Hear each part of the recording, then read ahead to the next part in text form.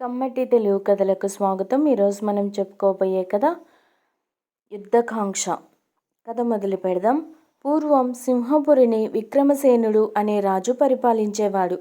ఆ రాజ్యం చుట్టూ పెద్ద పెద్ద దేశాలు ఉన్నా ఆ రాజ్యం కేసి కన్నెత్తి చూసే సాహసం లేదెవరికి. కానీ పొరుగు దేశమైన విజయపురి నేలే జైకేతుడికి మాత్రం ఎలాగైనా సింహపురిని జయించి తన రాజ్యంలో కలుపుకోవాలనే కోరిక ఉండేది. అందుకోసం రెండుసార్లు యుద్ధం చేసి ఓటమి చవి చూశాడు. అయినా అతనిలో ఆశ చావలేదు. ఒకసారి మంత్రి మండలిని సమావేశపరిచి, సింహపురి మనకంటే చాలా చిన్న దేశం, సైనిక బలము తక్కువే.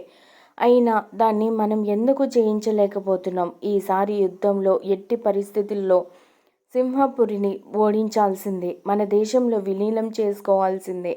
మన విజయపురిని సువిశాల సామ్రాజ్యంగా తీర్చిదిద్దాల్సిందే అని అన్నాడు రాజు.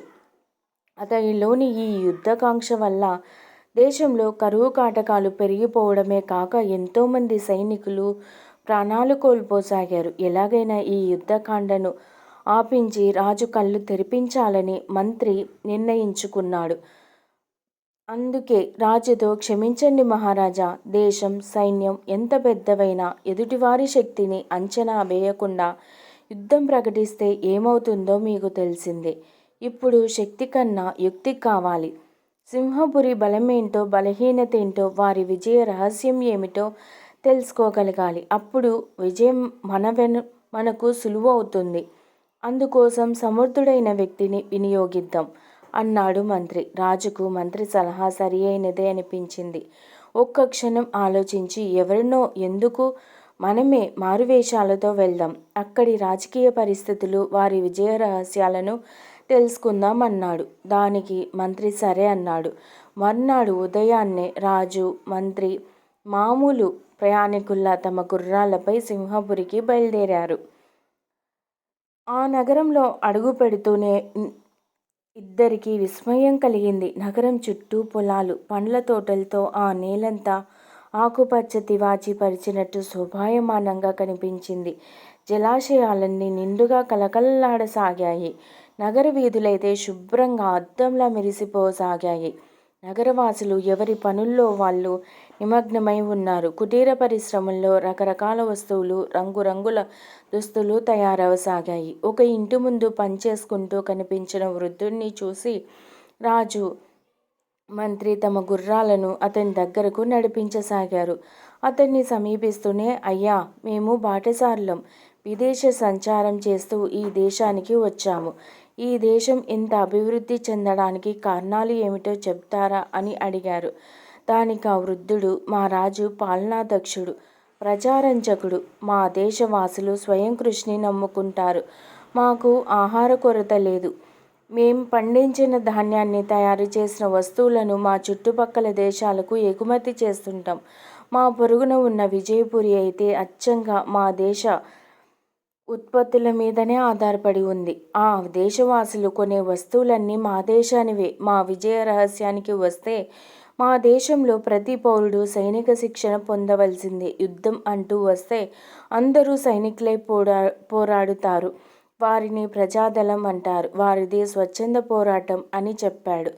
తర్వాత రాజు, మంత్రి తమ గుర్రాలపై అలా నగర వీధుల్లో తిరుగుతూ, పౌరులతో మాట్లాడుతూ కొత్త కొత్త విషయాలను తెలుసుకున్నారు. ఆ రాత్రి అక్కడే బస చేసి మర్నాడు తిరిగి తమ దేశానికి బయలుదేరారు. మార్గంలో మహారాజు మంత్రితో, సింహపురి వైభవం చూశాక నాకెంతో సిగ్గుగా అనిపిస్తుంది.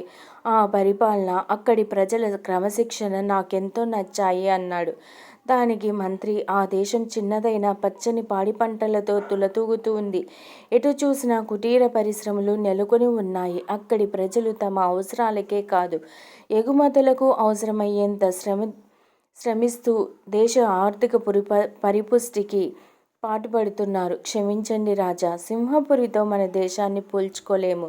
మన దేశం విశాలమైందే, కానీ ఎక్కడ చూసినా ఎండిన బీళ్లు, ఇంకిపోయిన చెరువులు, ఆకలి, నిరుద్యోగం దర్శనమిస్తాయి. ఇలాంటి పరిస్థితుల్లో పొరుగు దేశాన్ని గెలుచుకొని మన సువిశాల సామ్రాజ్యాన్ని పెంచుకోవటం అంటే మన దారిద్ర్యాన్ని, కరువుని పెంచడమే. మీరు తప్పుగా అనుకోకపోతే ఒక మాట చెప్తాను. ముందు మనల్ని మనం మనం సంస్కరించుకుందాం. మన దేశాన్ని పాడి పంటలతో తులతూగేలా చేద్దాం. ప్రతి పౌరుడికి చేతి నిండా పని కల్పిద్దాం. సింహపురిని ఆదర్శంగా తీసుకుందాం. ఇప్పుడు యుద్ధానికన్నా మనకు ఈ సంస్కరణలు అవసరమని చెప్పాడు. అదంతా విన్నాక రాజు, నిజమే, ముందు మన దేశాన్ని సుభిక్షంగా సుస్థిరంగా తయారు చేద్దాం. వ్యవసాయానికి పెద్దపీట వేద్దాం. త్వరలోనే విజయపురిని మరో సింహపురిగా మార్చేద్దాం.